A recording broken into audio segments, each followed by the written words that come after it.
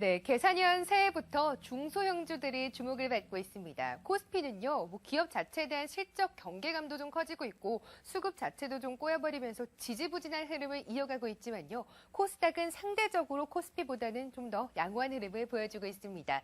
증시 전문가들 역시도 코스닥의 전망을 좀 더 우세하게 보고 있는데요. 좀 더 자세하게 한번 살펴보도록 하겠습니다. 우선 현대증권 류용석 투자전략팀장의 의견입니다. 수급 부담과 환율 변동성 확대로 대형주는 조정 분위기에 접어들었지만 수급 부담이 적은 코스닥과 중소형주는 각계약진을 하고 있습니다. 이 같은 구도가 단기간에 호전되기는 어려울 것이라고 봤습니다. 또한 기술적으로도 코스닥 시장의 강세가 예상되고 있는데요. 동양증권 정인지 연구원의 의견도 살펴볼게요. 480선 수준으로 코스닥의 중기 저점대 자체가 높아졌습니다. 또한 장기 상승 추세선인 480선 수준에 존재하기 때문에 이번에 또 상승을 하게 되면 550선을 돌파할 가능성이 높아졌다는 말씀 주셨네요. 그렇다면 스몰캡 팀에서 주목하는 종목들도 살펴보도록 할게요. 현대증권 스몰캡 팀에서는 실적 개선과 주가 재평가가 기대되는 사조시푸드, 또 우진과 락앤락 등을 추천했고요. 교보증권 스몰캡 팀에서는 한글과 컴퓨터, 더존비즈온, YG 엔터테인먼트 등에 주목을 하고 있습니다. 그렇다면 미녀들이 포진돼 있는 우리 객장 여자에서는 과연 어떤 종목에 좀 더 주목을 하고 있을까요? 객장 네 곳의 의견부터 확인을 해보도록 하겠습니다. 오늘은 먼저 신보람 대리 의견부터 살펴보도록 할게요. BHI에 주목을 하고 있습니다. 엔화 약세에 따른 수혜주입니다. 게다가 비원자력 에너지원 경쟁력도 부각되고 있다는 말씀 주셨습니다. 동양증권 금융센터 삼성역 지점 박진희 차장입니다. 더존비즈온을 선정했습니다. 소프트웨어 산업 정책 기대감과 클라우드 부문 기대감 역시도 유효하다는 말씀 주셨는데요. 하나투자증권 서초지점 송은혜 대리는 한글과 컴퓨터를 꼽았습니다. 모바일 오피스 소프트웨어의 성장성이 기대되고 실적 개선도 지속될 것이라고 전망했습니다. HMC 투자증권 목동지점 임수연 대리입니다. 유비쿼스를 제시했는데요. 안정적인 재무구조를 바탕으로 20% 수준의 영업이익률 역시도 가능합니다. 또한 올해 미국 매출이 80에서 90억가량이 기대되고 있습니다. 다음으로 이분의 의견 좀 더 자세하게 들어보도록 하겠습니다. 메리츠증권 영동지점 김소원 대리입니다. 안녕하세요. 네, 안녕하세요. 네, 요새 코스닥 정말 중기 저점대 자체가 좀 높아지면서 많이들 중소형주에 관심을 갖고 계시거든요. 어떤 종목 가장 유망하다고 보시나요? 지금 좀 차트상으로도 매입 가능한 거는 좀 락앤락 쪽을 좀 보고 있는데요.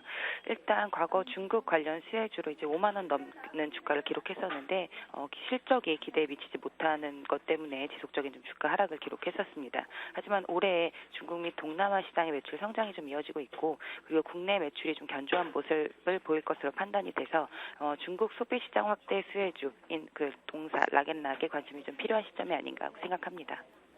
네, 락앤락에 주목할 것을 말씀 주셨습니다. 이번에는 지난주에 소개해 주셨던 주간 공략주를 점검을 해보도록 하겠습니다. 대덕 GDS였는데요.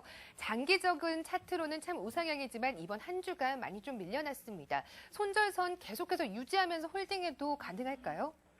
예, 일단 지난주 환율 문제랑 그 아이폰 5 판매 부진으로 인해서 휴대폰 관련 부품주들이 좀 어제 오늘 이렇게 좀 낙폭이 많은 모습을 보였는데 일단 동사 같은 경우 뭐 사업 믹스에 따른 고마진이 계속 창출되고 있고 캐파 증설에 따라서 그 매출 증가 등을 고려해 보면은 이번 좀 조정 시점이 오히려 좀 매수 관점이 되지 않나 하는 좀 긍정적인 시각은 계속 유지하고 있습니다. 네, 대덕 GDS 현재 조정을 오히려 매수 관점의 기회로 삼으라는 긍정적인 의견을 주셨습니다. 그렇다면요, 이번 주에는 정말 7% 목표 수익률 시원하게 달성할 수 있는 종목 하나만 부탁드릴게요. 예, 이번 주는 화일약품 준비했는데요. 최근에 좀 많이 올라온 주식입니다. 이제 그럼에도 한 2배 정도 올랐음에도 추천드리는 이유가 일단 올해 큰 변화가 좀 동사에 예상이 되기 때문으로 여겨지는데 일단 동사는 코오롱생명과학이나 에스텍파마랑 비슷한 원료의약품 제조하는 회사입니다. 일단 뭐 투자 포인트로는 캐파 확대로 인해서 올해부터 좀 수출 물량이 크게 늘어날 것을 가장 긍정적인 포인트로 삼는데 국내 대비해서 국내 매출하는 것보다 해외로 수출하는 물량이 상대적으로도 절대적으로도 마진이 좀 높기 때문에 이익에 가장 큰 기여를 할 것으로 보여지고요. 두 번째로는 이제 원료의약품 자체의 일본 시장 진출인데요.